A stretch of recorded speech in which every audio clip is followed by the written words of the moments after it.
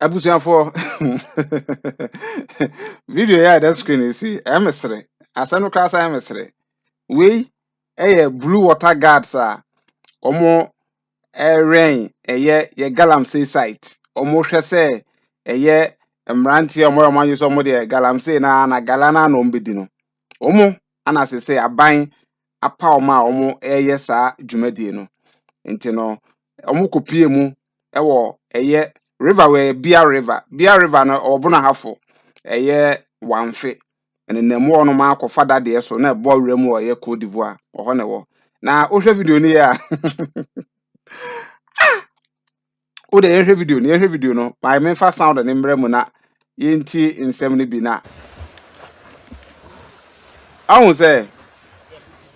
opanyini oka blue water guard for no ho ana omo call site ono na boys no ɛwɔ honom na omo hu sɛ water guard for na ba no mo di boom ana ebi gu nsuo nim omo maka de omo pa bi faaye omo ben omo no omo do omo to nsuo nim na omo swimi e de call direction na ohu no ana blue water guard for no ba konso to nsuo nim okochi so me call reverse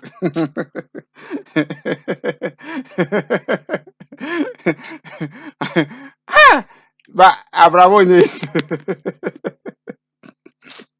ame mo hwe ni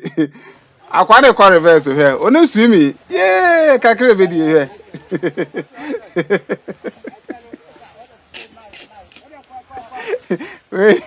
I think I go for I did we yo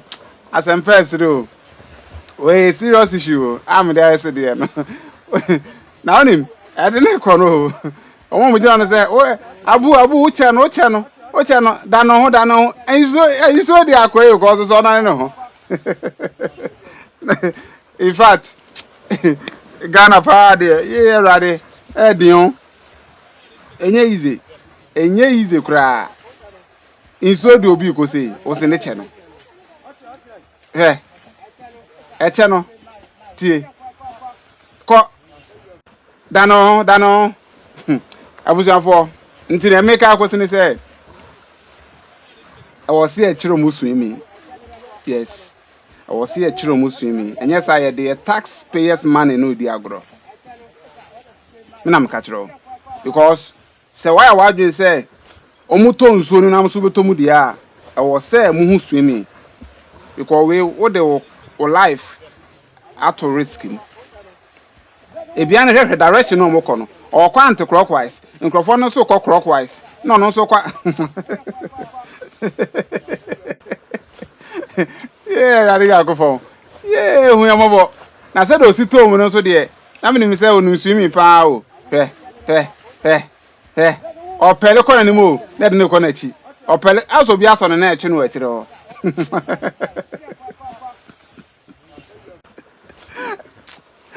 oh rari ga go for yeah oh my Ghana nti we the mesrem panifo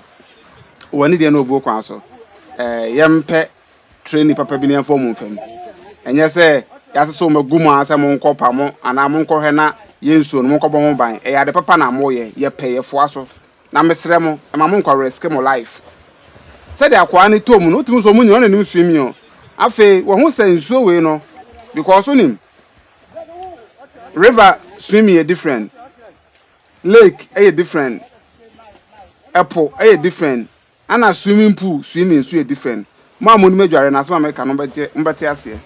Nti obu onu ma oni swimming pool major onu so waben. We river na etene ko we e de ne direction na de ne ko no. Nkrofo no so omo aben omo sa hye jacket ni bio nti omo tom hwe akwa na hye red no. Ona hwe pa abu ni eso ntwa U10 yeah rade bani namfo na omo amwa no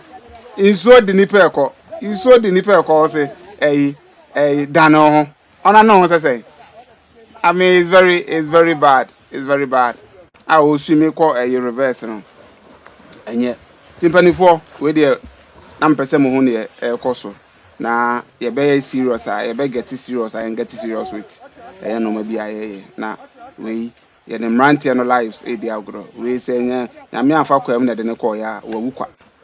fa so bi ani so abu da no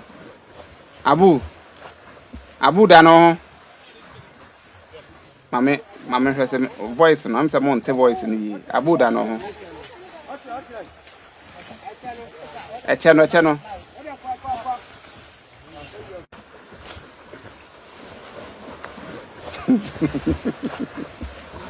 hey Ghana erade dano hu ocha no cha na ko dano hu abu pele ampele e di erade hu yemobo ate hu yemobo kakere bedie enye easy abusanfo edembesia